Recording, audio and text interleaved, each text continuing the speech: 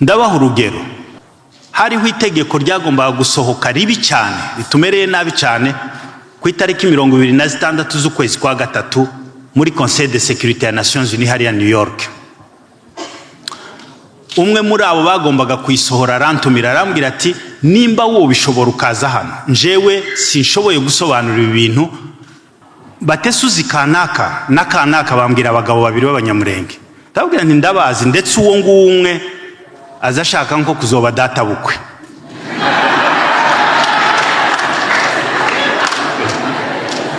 Ati atabo bagabo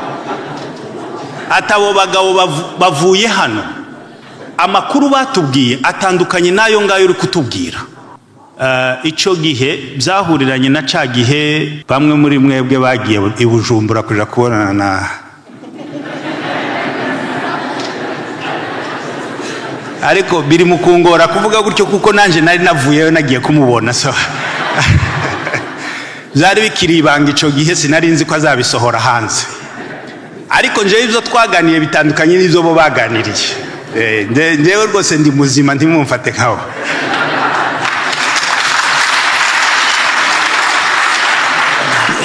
Ukwezi kumwe kwari kutaragera nk'ibyumweru bitatu nyuma yuko papa apfa, abasita baraterana, bazi iwacu baraterana biga uko mama azabaho.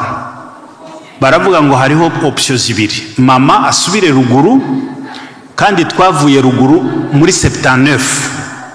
Urumva mama yari amaze imyaka, iyo nari imaze yose hafi yo kubaho yari ayimaze aba mu Mushasha, ngo nasubire ruguru aje guhinga, cyangwa Fred yemera ave ku ishuri afata akazi. Icyo gihe mu Rwanda habaga akazi k'ubukaka security.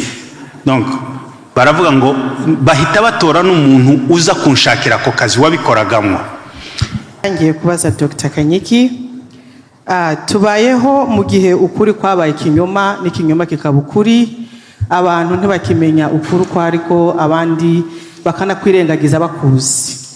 How can we protect ukuri kwa history yacu?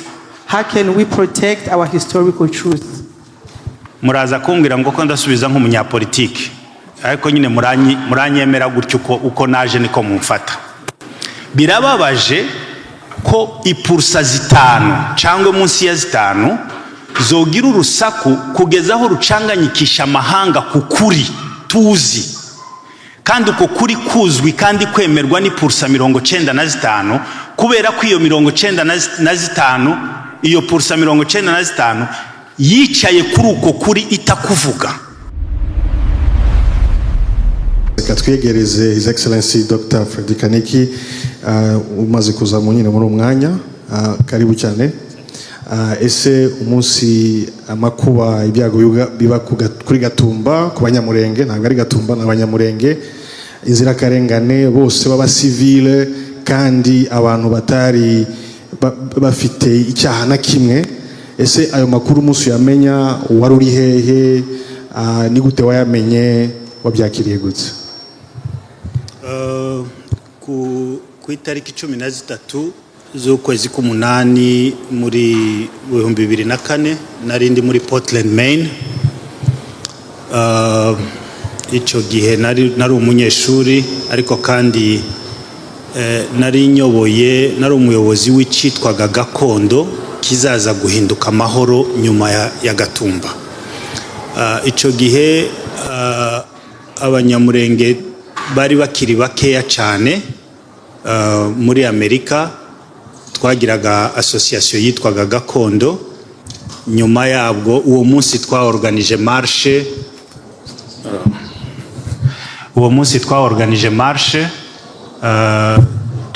dukora marche, dukora n'ama declaration. Hashize nk'imyaka 3 mbonye aka declaration nakoze uwo munsi ku binyamakuru muri Portland. Nariko nkareba ndeba ukuntu nari nkiri umusore.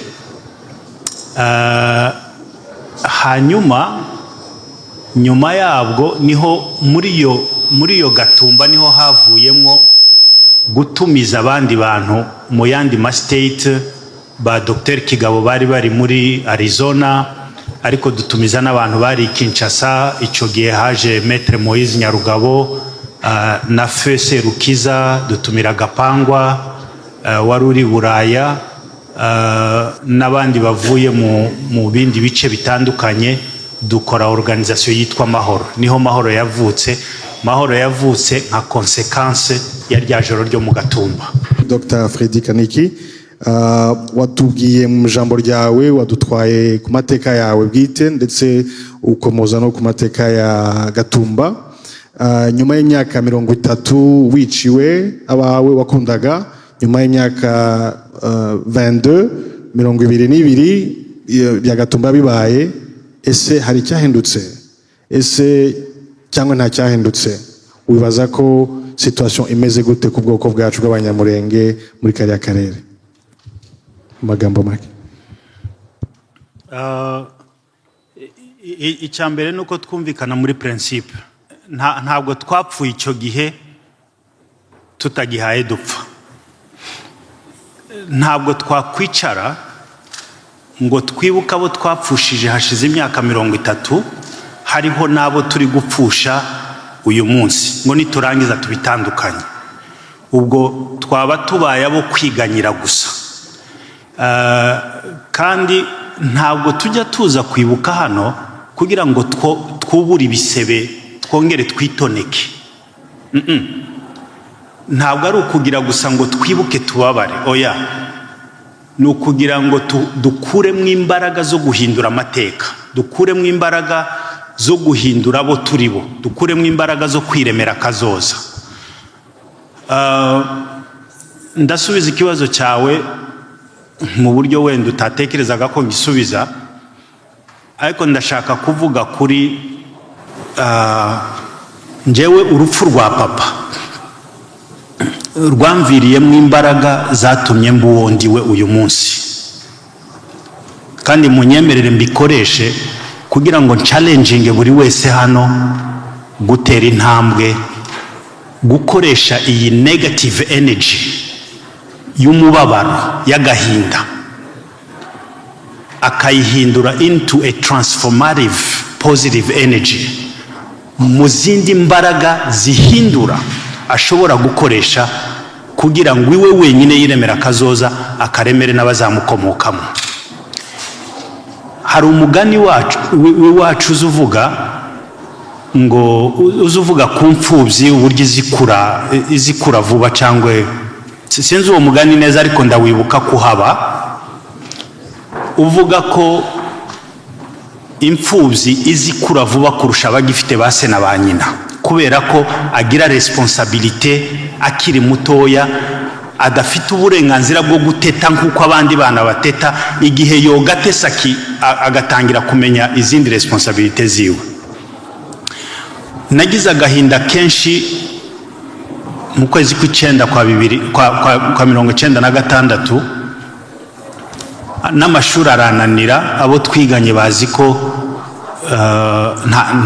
ntabwo nakundaga gutsindwa ishuri, ariko uwo mwaka natsindiye Hamana, natsindanye amanota ntarigera mfata ikindi gihe mu buzima. Ibintu birahinduka cyane, ariko nza kugenda ahantu hamwe muri Nyungwe, wenda bakurikirana ibiganiro byanje hari aho nagiye mbivuga, ngenda kujya ahantu hamwe muri Nyungwe bita Gisakura, nja gusenga, mfata une semaine, natwaye akabido ka jus d'orange, ndifungirana ahantu icyumweru cyose. Ariko mu by'ukuri iminsi 5 ya mbere kuri iyo minsi 7 ntabwo nasenze, numvaga nananirwaga gusenga, ngasoma Bible nkaririmba, ariko najya gusenga nkumva mbuza amagambo yo gusenga. Hari igihe agahinda kakubana kenshi ugasa n'uri gukomanga kwibuye. Ariko umunsi wa gatanu nza kugira une revelation, nza kumva igitekerezo kinjemo, ndatekereza ngo ese nimba abapfuye baza babona abo basize ku isi bakabarangiza hasi, bakabareba, bakababona, bakabona ibyo barimo, niki gishobora kunezeza papa? Nuko yabona ko namuririye cyane, ubuzima bukananira, nkananirwa ishuri, nkananirwa kubeshaho barumuna banje, nkaba umuntu uraho, cyangwa nuko nahaguruka nkikunguta nkava mu mukungugu narindimwo, ngahaguruka nkaba umugabo, ngafata umwanya wiwe mu muryango, nkarera barumuna banje, nkagira icomba cyo wenda ikindi kintu ntari navuze, nakuze papa azanyita docteur kuva nkiri umwana mutoya. Amaze gupfa numva ko za nzozi zose zahambanwe nawe, numva ko birangiye, nkumva ko amashuri n'ay'abandi bana bagifite base. Icyumweru ukwezi kumwe kwari kutaragera nk'ibyumweru bitatu nyuma yuko papa apfa, abasita baraterana, bazi iwacu baraterana biga uko mama azabaho. Baravuga ngo hariho options zibiri, mama asubire ruguru, kandi twavuye ruguru muri 79. Urumva mama yari amaze imyaka, iyo nari maze yose hafi yo kubaho yari ayimaze aba mu mushasha, ngo nasubire ruguru aje guhinga, cyangwa Fred yemera ave ku ishuri afata akazi. Cyo gihe mu Rwanda habaga akazi k'ubukaka security. Donc baravuga ngo bahita batora n'umuntu uza kunshakira ako kazi wabikoragamo. Ibyo byose baraza inamirange barampamagara barambwira. So mu by'agahinda nari mfite harimo no kuvuga ngo ambition zose nari mfite zahambanwe na data uwo munsi. Nta burenganzira nari ngifite. Bafata n'umwanya wa counseling barambwira bati ubuzima niko bumeze, wewe kora, ntabwo waremewe amashuri, reka barumuna bawe bazige. Ngatekereza ubwenge nari mfite, ngatekereza amashuri ukuntu nayakundaga, ariko nkumva ko byarangiye. Alors iyo negative energy yose, noneho ngo ntekereza ukuntu papa ari kumbona, ndavuga ngo ese icyamunezeza suko nanesha ibi bintu byose, ngazakomeza nkazaba wa mugabo yizeye cyangwa se yerekwaga ko nzaba we. Nkazafata umwanya wo mu muryango barumuna banje ntibagasabirize, mama ntagasabirize. Icyo kintu kinzamwo pour la première fois kuva muri Septembre, ubwo hari muri December, numva ngiza agatwenge ku kanwa. Naho ubundi nagaza mpura n'umuntu natangira kumwibwira, navuga ngo data yarashaje yitwaga, hama numva amosozi aramanutse. Ibyo ngibyo abantu benshi hano turabisangiye.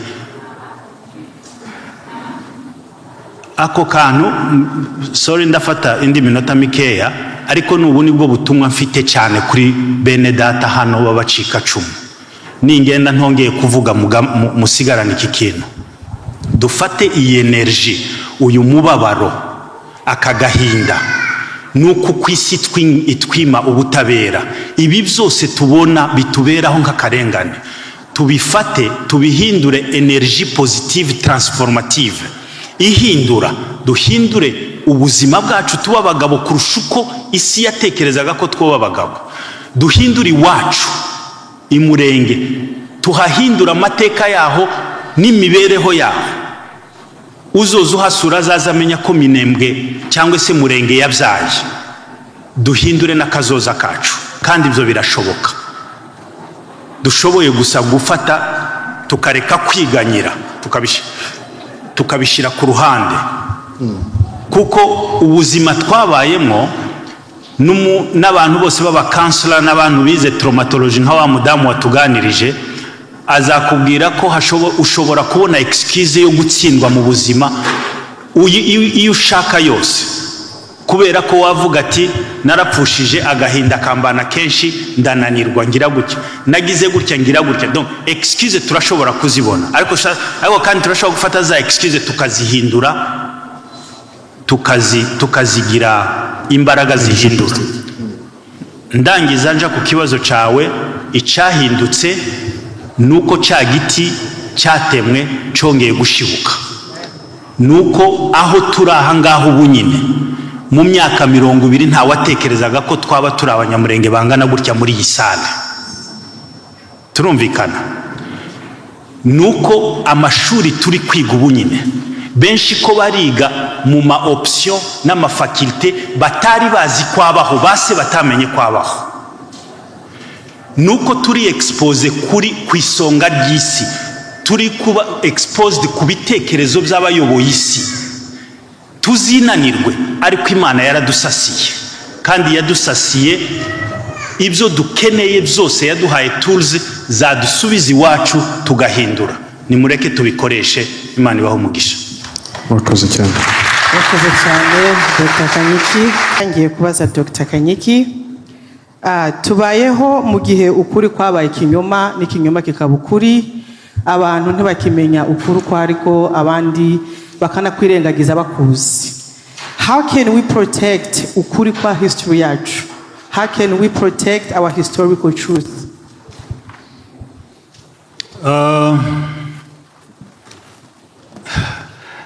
Abanyamurenge twigeze kubaho muri sosiyete itari capitaliste. Iwacu tuvuka twebwe na mbere yacu abakurambere bacu babaye muri sosiyete umutungo wari prestige, ntabwo wadeterminaga niveau de vie.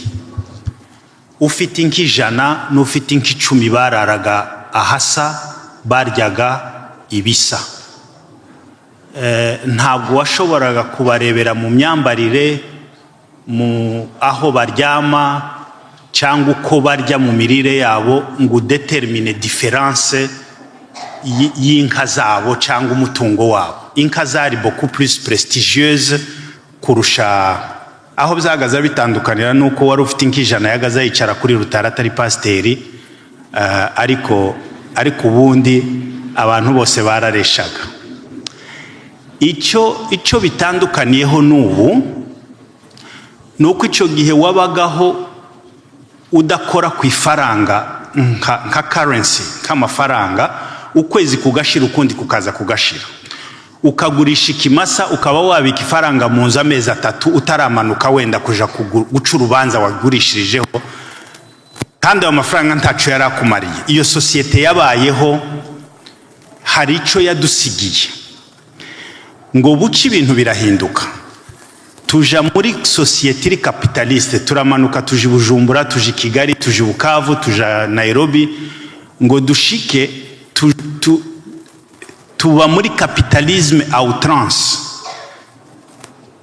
Tubaho noneho ya mafaranga nika kurya bavuga ngo ugeze burya asaza azazimira bunguri. Dukunda ya mafaranga kandi tuyakunda tutayafite, turayifuza ku buryo dushobora kugurisha n'ibitagurishwa kugira ngo tuyabone. Donc nimuzoza mubona ababene wacu aza yicara agahakana ko base na banyina badahaye bicwa, agafata indi teori n'indi hipoteze yo gusobanura ibigaragara akabisobanura mu buryo bwiwe kubera amafaranga, muzoza mumurebera mu mateka. Hari uguhemuka kwacu kuri mu kuva mu bukene, kuri mu kuva muri iyo changement nari mvuze, ariko twebwe tugomba gukomera kwizima, tugomba kuvuga ukuri kwacu, tugomba kuja mu ruhande rw'umuturage.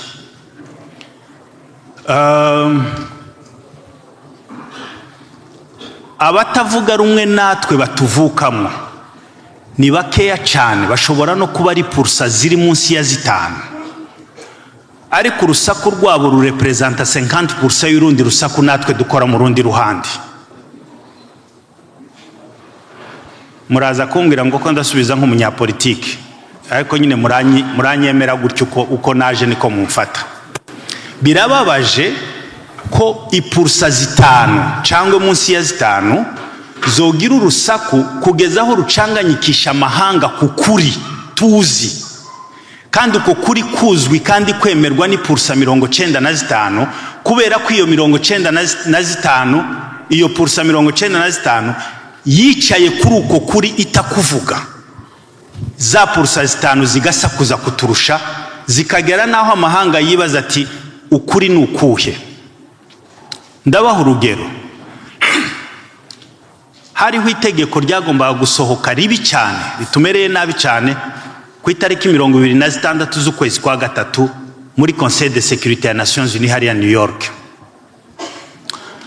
Umwe muri abo bagombaga kuyisohora arantumira arambwira ati nimba wowe bishobora ukaza hano, njewe sinshoboye gusobanura ibintu, ariko nimba woza hano no gushakira audience mu bantu bakeya mukaganira nabo ukabasobanurira, twaja mu matora iryo tegeko ntiritambuke.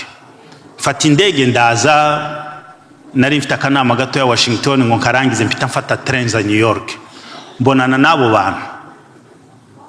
Icyo gihe byahuriranye na ca gihe bamwe muri mwebwe bagiye i Bujumbura kuja kubonana na ariko biri mukungora kuvuga gutyo kuko nanje nari navuyeyo nagiye kumubona, so byari bikiri ibanga icyo gihe, sinari nzi ko azabisohora hanze, ariko njewe ibyo twaganiye bitandukanye n'ibyo bo baganiriye. Njewe rwose ndi muzima ntimumfate nkaho.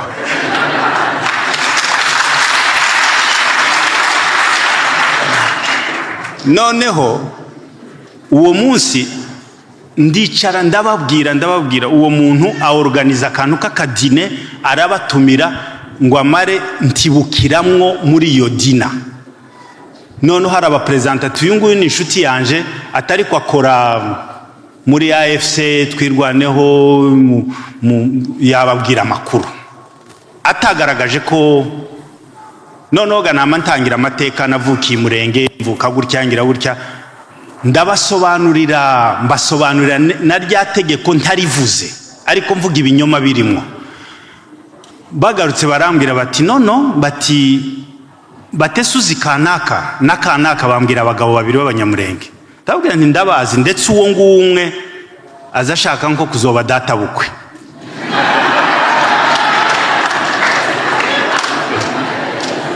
Ati atabo bagabo bavuye hano, amakuru batubwiye atandukanye nayo ngayo uri kutubwira.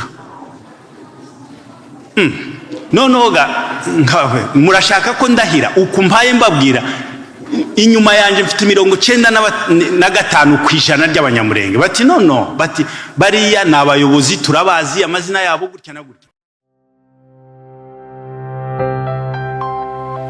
A world of stories.